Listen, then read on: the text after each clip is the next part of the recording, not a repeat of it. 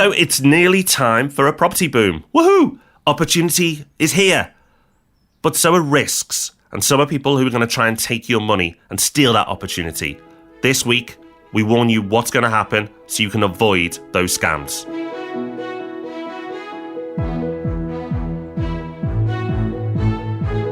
Welcome to the Property Podcast, where every Thursday, property investors come together to be informed and inspired. We know as investors that after the wobble comes the boom. So to make sure you're prepared, we're going to look at all the traps that you could be falling into to make sure you stay safe and take full advantage. And stick around to the end because in Hub Extra, we've got a super geeky tool that's going to make your calculations a lot easier. Right, Rob, we're going to start sounding like Donald Trump soon. Fake news. Yes, it's our news story segment where we decide that the news isn't actually news and it's just misleading headlines. And that's probably the polite way to put it. Yeah, I was just saying before we recorded, it seems like such a long time since we've actually just reported on a piece of news and discussed the news instead of just ripping it apart. But we can't stop because there's yet another one that's come up this week. This is from the BBC and the headline is Flats Out of Fashion with First-Time Buyers. The first paragraph reads, first-time buyers are bypassing flats and moving straight into houses, leading to a fall in the cost of apartments, official figures suggest. So Rob, investors who are buying apartments right now should be worried, right? Because first-time buyers don't like them anymore. There'll be no resale market for them and prices are going to fall. What should they do? And even more worryingly, Rob, we've done that podcast on the city centre living, so we look a bit silly too. We do. And if you look at the first chart and the headline on this article, your beliefs are going to be validated. But if you actually read the article, you may start to question things. Yeah, so the headline says that first-time buyers aren't interested in flats, they're moving straight into houses. And this is based on a comment made by the Insight Director at Zoopla. Then if you read what he actually said, it says, the fall in demand from investors, many of whom have pulled out of the market, has affected demand for flats. Primarily, the slowdown in the market in London and the southeast of England meant lower demand for flats as there was a heavy concentration of apartments in the capital. So basically, Rob, nothing to do with first-time buyers. It's just the fact that there's a very large number of flats in London and prices in London have fallen. Therefore, the price of flats in the UK as a whole has also fallen. Absolutely, Rob. And what's really amusing is we haven't had to go off elsewhere to Google and question the story. They've put the evidence for this in the article. There's a huge chart showing how house prices have changed in the region. In every region, they've gone up, except in the southeast and London over the time period that they've picked. So, of course, London is going to skew the market. It just seems, again, a bit lazy. And it goes on to say that major housing projects from Battersea Station in London to Metalworks in Liverpool suggest that developers still see plenty of demand for city centre flats. And now, Rob, they don't build on a hope and a prayer. They build on demand. So it's one of these silly articles that will probably get posted around, probably retweeted because it's an interesting headline. It'll suit some people's message, particularly people who don't like flats. And they will just retweet that and go, look, see? But actually, if you read it, you see something very different. Hopefully next week, Rob, we can just report on some factual news. Now, 2019 is powering along. We're nearly halfway through the year, which is terrifying. Time seems to be flying. But the only positive about this is it brings you closer to the next Property Hub meetup. They are on the first Thursday of every month. And that means that next week, there are going to be meetups all around the UK and beyond. They are extremely popular. I'm sure one or two will already have sold out by the time this airs. But do get along to propertyhub.net/meetups to find your nearest, see if tickets are available. And if they are, snap one up. You're going to have a fantastic evening. I guarantee it. You are, but if you can't get out of your house but you want a fantastic evening, go and check out our YouTube channel because we're putting stuff on there pretty much every week right now. New content every week to help you learn. And we've covered all sorts of subjects, but a particularly popular one that we've put on recently are UK hotspots. We've listed 5, and there are people questioning the 5 or questioning what's missing from the 5. So you might want to check that one out. We'll link to it in the show notes. But when you get to our YouTube channel, make sure you subscribe. There's a little bell you can click as well if you want to be notified when new videos go on. And keep going back to it because every week we're putting up fresh, new, tasty content. This week we're talking about the investments you should be avoiding in the coming property boom. And if you're a newer listener to the podcast, you might think, why on earth are they talking about this? Property boom, everything's stagnating, things are falling, it's doom and gloom. Well, if you have been listening for a bit longer, you'll know that we believe that at the moment we are in the mid-cycle wobble, and the property cycle tells us that after the wobble comes a boom.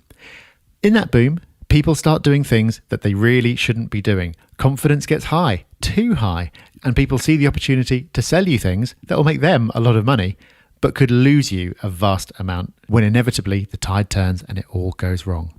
Now, the brilliant thing about the property cycle is you know what's coming and you can look back over previous cycles to see what were the investments that people were making then that went horribly wrong, so you can avoid them this time round. So we're going to help you get ahead of the game by telling you which investments you can expect to have pushed your way when the doom and gloom passes and the boom kicks in. So when they come your way, you can run an absolute mile. So in the last boom, everything went crazy, but nothing more so than overseas property. It seemed that everybody in the UK had one or was on their way to buying one. Overseas property was huge. Now, for those who are new to property investment or have only been doing it the last few years, this may seem a bit odd, a bit daft, but it really was the trendy thing to do. And the returns promised by investing overseas were huge. Everybody was getting involved, even myself. Yes, I was on my way to buying a villa in Cyprus, as crazy as that sounds right now saying out loud, before the last property crash. Because back then, if I'm honest, I didn't know what I was doing. The crash taught me a lot, an awful lot. And luckily, timing saved me a lot as well. Because as we were going through legals, the property market collapsed. And what I thought was a disaster at the time turned out to be a huge saving grace. It's easy to understand why overseas property was popular back then and will probably become popular again. Because as the market heats up, particularly towards the end of the cycle, UK property will be less appealing. There'll be less opportunity out there. There's a long way to go yet, but this will happen. And when it happens, people will feel like they've missed out and want to invest. So people will want to serve that desire for property, and they will go out and bring them deals from other countries. Now, in the past, places like Spain were popular and Portugal. Who knows where it'll be this time? But you have to be careful. Investing in overseas property is not something you should do lightly. I'm not saying never do it. For some people, particularly if it's a second home or a holiday home, crack on. But if it's a pure investment play, then there are a lot easier options to go after. Now, at this point, you may not be considering it, and that's fine because there's not that much being offered. But this will happen. The marketing will seduce you, and no matter how disciplined you are, the thought of owning that place in the sun will start to become appealing. So just know, remember this, lock it down, put it in your memory bank and go, I was told about this, I was warned about this years ago when it happens. So that when it happens, you're prepared and you can resist the temptation of buying that apartment or villa in the sun. Now, a big reason for this not being pushed left, right and centre is there aren't many lending opportunities or avenues that you can take to purchase overseas property. Yes, there are some, but what is available isn't that attractive and it requires large deposits. As the market matures and we get into a boom, you'll see more favourable products come out for lending that will encourage people into these markets. So you've been warned, you've been told to avoid it, make sure you don't forget. Now, one of the big reasons this hasn't happened yet is lending. You can borrow on overseas property in developed nations, but the products are limited and the amount of deposit you require is high. But this will change and things will improve, and therefore the overseas market will become more popular with UK investors. It will, so you should be careful. But you should be careful in the UK as well. It's just as possible to make all the same mistakes closer to home that you would abroad. And the opportunities for making those mistakes will increase because lending in the UK will loosen up as well. And that's going to make it possible to do some things that might seem like a great idea at the time, but turn out to really not be. So last time round, the thing that everybody was doing was no money down deals. Same day remortgaging, it was called. So you'd buy a property at a discount using a mortgage, and on that very same day, have it revalued at its true value, take out a mortgage based on that amount, and end up with not only none of your own money left in, but often taking a big chunk of money out. People were buying properties not as somewhere to put money into, but a way of getting money out. Every time they bought a property, they would end up with more money in their bank account. It sounds mad now, but at the time, this is something that people were routinely doing. Of course, while that's going on, it's fantastic. But then when it stopped and property prices fell, it meant that people were in some serious negative equity. They owned these properties with very high loan-to-value mortgages based on properties that had been valued when things were at the peak, valued optimistically even when they were at the peak. So the value of the property fell, the mortgage balance stayed the same and they owed far more on the properties than the properties were actually worth. Whether things loosen up to that extent again this time round is up for debate. Arguably, lessons have been learned since the last boom, and lots of controls have been put in place to force lenders to lend more responsibly. However, we're already seeing signs of lenders finding ways of weakening, circumventing, watering down those controls. Even just in the last couple of years since rental stress tests were brought in, we're already seeing lenders find ways of applying those stress tests less rigorously, or taking other sources of income into account, or otherwise finding ways of lending more. When the boom next kicks in, no lender is going to want to miss out. If one or two lenders start lending more, others will follow suit. Valuers as well will come under pressure from lenders to give more optimistic values, and it's going to become possible to buy properties at ever higher valuations with ever higher loan to values.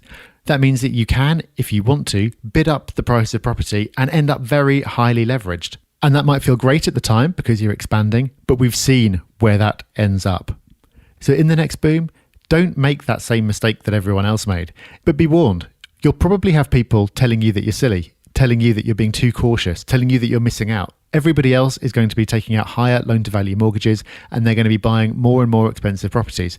It's going to be difficult for you to sit on the sidelines while that happens, but just remember what happened before. And when the crash finally does come, and it will, they will all be in some very serious trouble, while you're safe and in a great position to take advantage of the lower prices that are now on offer. Very much linked to this, and the third thing you should be avoiding, are investments that cost you to own. And what it means, in the most basic terms, is that if you are making a loss on your property every month, then you shouldn't be owning it. Now, I know it sounds simple, but a lot of people were doing that in the last boom because they were going to flip their property on for more money, or they were just going to enjoy the capital growth because it was going bonkers at the time. Well, as we know, all booms end up in a crash. And when that crash happened, those people got themselves in trouble. And a lot of people were repossessed because they couldn't afford to maintain those properties, particularly people who'd gone hyper-aggressive and bought huge portfolios. Now, those who could hang on were saved by the drop in interest rates, and therefore their mortgage products went down, and that made life a lot easier for them. But for those who couldn't hold on for the shortest period, were burnt. On the podcast, we talk a lot about capital growth being the real wealth generator when it comes to property. Over the long term, you don't get rich through rent, you get rich through capital growth. But that does not mean you should be paying to own that property. If you pay to own that property, then it's a liability, not an asset. You're gambling. You don't have to have the biggest rental yields in the world, but you need a yield. You need to be paid to own that property while you enjoy the growth, while you hold on for the long term. So make sure you don't break that rule. We've talked about overpaying for investments and getting into investments at the wrong time. There are some investments that we believe are a bad idea at any time, and falling squarely into that category is student pods and hotel rooms. So if they're a bad idea at any time, why are we talking about them now? Well, it's because they're going to be pushed on you more forcefully when it comes to the next boom. Because there's going to be so much excitement and even hysteria around property. There's going to be a lot of money to be made by pushing investments on people. And hotel rooms in particular are attractive because they sound like a really nice, easy, hands-off investment. And the price point is often lower than mainstream investments. So they're going to sound appealing to people who want a piece of this boom. They don't want to miss out. They're reading the headlines and they're nervous that they're going to be left behind. They don't have the time or the funds to get into buy to let. So hotel rooms seem like a great solution. But that's very unlikely to be the case.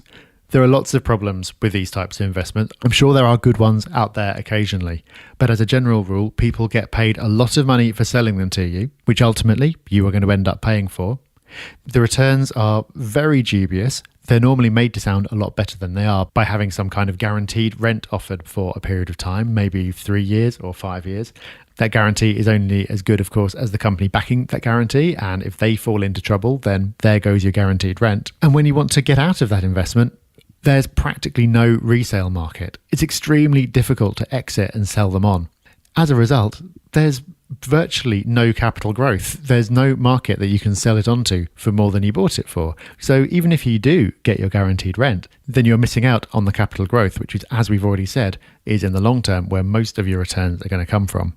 So we're down on this type of investment at any point in the cycle, but look out because when the boom kicks in, you're going to start seeing these everywhere. So make sure you don't get tempted by the glossy brochures and stick to investments that are tried and tested and are going to pay off for you over the long term. Number 5 on our list is parcels of land.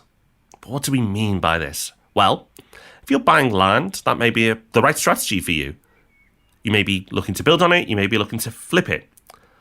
But when a market booms and money is flush, in come the con artists. Yep, I'm not going to dress this up. There are people who will just try and take advantage of you. And one of the ways they do that is by buying a piece of land and splitting it up into parcels, really small pieces. So, for example, they may buy a farm, split it up into 1,000+ pieces and sell it on to you. And they will do that by putting together really fancy brochures and make an investment case about how that area is prime for development in the not too distant future and the plans for that. And this will be appealing because the price to get in will be low, so the market they can go at is huge. There'll be really convincing investment cases around it, and it's land, right? Who doesn't make money from land over the long term? Well, the people who invest in here. Because the value of that land is not a lot to begin with, even if you owned it all, because the chances of it being developed are probably going to be slim to none. They won't have paid a lot of money for that land. What they would have paid for is their marketing brochures and their sales team to sell it to you. Huge returns will be promised and very little will be delivered. But here's the really painful bit. Once you've purchased it and you realise that the chances of this land not being developed on are slim to none, you can't really sell it. Because who's going to buy a bit of land that's landlocked in the middle of a field? Because you can't get access to your land because there'll be people surrounding you with their parcels. Now, I know to a lot of people this will sound daft and crazy and they'll be like, what? People did this? Yes, they did. And they'll do it again because it's easy money. People will get blinded by the big results. They'll be sold by the fast-talking salespeople and they will fall for it. It is a con, but it will happen. It's happened before and it'll happen again. When the market's booming, these type of schemes come out the woodwork. Now, I don't think anybody listening to this podcast would fall for it, but I want to make you aware so you can warn other people, because this will come back and this will burn people. So dodgy parcels of land is the final one in our list of investments to avoid. So lots of warnings in this episode. Lots for you to avoid. And if you've had bad experiences, share them with us on social or on the forum so people realise it's not just us scaremongering. People have had bad experiences with things like land and hotel rooms and dubious overseas deals. And I know they have because we've received so many emails from people sharing these stories with us, and it'd be great to share them more widely. But don't let this episode spook you. This is about being forewarned about what will happen in the next boom. But that boom's not here yet. If you read the papers, you'd be forgiven for thinking that there's going to be a crash. But it's certainly not time for the boom to kick in. There's plenty of opportunity. There's plenty of time to lock in great investments before things start getting silly. But Rob, the key here, I think, is to have your plan and stick to it so you don't get distracted by any of this stuff. Absolutely. Your plan is key, and knowing what you're going to do over the next few years is critical, because there's going to be loads of noise. There's going to be loads of shiny things and distraction. And then your friends and peers will get into property and they'll start trying to educate you why their thing is better and more attractive. Now, you don't have to clash or argue with them, but just be polite, thank them. If you can help them and warn them, if they're willing to listen, then do so. But get focused. Focus is key here. There's going to be so much opportunity over the coming years that you can go a long way to hitting your financial goals. The next 5 to 7 years are going to be critical for you. You don't get many boom periods in your lifetime, and you need to take advantage of it. But just make sure you're focused. We'll do our bit on the podcast. We'll keep reminding you. So keep on the straight and narrow, stay focused, and you'll be a success. It's that part of the show now, my favourite part of the show, in fact, where we celebrate your success. We love to know what you're up to. We love hearing how you've taken the information we share on the podcast and through all the other channels on Property Hub and turn it into results. Our success story this week comes in from Hugh. who emailed us to say, I've been listening to the podcast for the last 12 months and have just revamped and let my third property. It's an amazing source of knowledge and advice that I found invaluable in building my portfolio. Really appreciate all the effort and humour that you put into the podcast. Well, thank you, Hugh, for sharing that. I'm glad we've helped. Clearly, you've put in loads of effort into getting those 3 properties up and running, and I'm sure you're reaping the results. So if you've got your own success story, if you've hit a milestone in property that you're proud of, let us know. You can find us on social media, Facebook, Twitter and Instagram at Property Hub UK. So it's time for Hub Extra now, where we look to give you that little bit more. And we do this in the form of an email as well. Every single Friday, the Hub Extra email goes out. And we aim to make it the most valuable email that you look at each week. And recently, it's got even better. It's been overhauled. It looks amazing. The content that's in there is superb. So make sure you look out for the Hub Extra email every Friday. To get it, you just need to be on the Property Hub as a member. It's free, so it's a no-brainer. Sign up to the Property Hub as a member if you haven't already, and you will start to receive Hub Extra. But that's not enough. We like to double down on value, so we're going to give you something right now. And Rob, you've got a really interesting piece of software this week for people who have a Mac or an iPhone. Sorry, Android listeners. Yeah, this is pretty geeky and it's pretty hard to explain, but I'll give it a quick go. Perfect for a podcast then. I know, right? I know, this is a great way to alienate and bore everyone right towards the end, just when we nearly got the whole way through. But when you get your head around it, this is a really great tool. So rather than going on too long, I will just direct you towards Solver, Soulver. We'll have the link in the show notes. But this is basically a notepad, same as the Notes app on your phone or TextEdit on your Mac, but it's far more geared to working with numbers in a very natural way. So what you'll do is you'll type away as normal, making your notes, but then if you put a calculation in there, it will do that in line. So if you put 595 times 12, so you're trying to convert monthly rent to annual rent, for example, it'll then come up with the answer to that on the right-hand side. You could also do percentages, so you could do 70,000 times 3.29 to try to work out what a mortgage is going to cost you, and it'll work that out for you as well. It does currency conversion, it does absolutely loads. So it's perfect for investors because often you're making notes on something to do with a potential property that you could be buying or something like that, and there'll be calculations in there, but you'll be going over to your calculator to actually do those calculations and then popping the result back into wherever you're making the notes. This combines those steps and really speeds everything up. So it's very hard to explain, but if you start using it, it's super intuitive. I've been using it for a couple of weeks and now it's just second nature and it's saving me loads of time. So well worth checking out. And as a sneaky little Hub Extra, you might want to check out Alexa as well. The calculations you can do with Alexa are really impressive and it's super quick. I'm actually finding now that if it's a particularly difficult calculation, that rather than going to my calculator, if I'm at home near my Alexa, I'll use Alexa. So check it out. I'm just glad I haven't got Alexa on, Rob, otherwise it would have turned on about 20 times right now. So that's us done. Boom. Or property boom, as we should say. Exciting times ahead, but things to be aware of. That's the point of the Property Podcast. We're going to keep you focused, we're going to keep you on track, and we're going to make sure that while you take advantage of the upside, we give you information to protect you from the down. But remember, we're more than just a podcast. We're everywhere. We're on the socials at Property Hub UK. You can chat to us via the forum, which is propertyhub.net/forum. Or, of course, you can check out our YouTube channel now.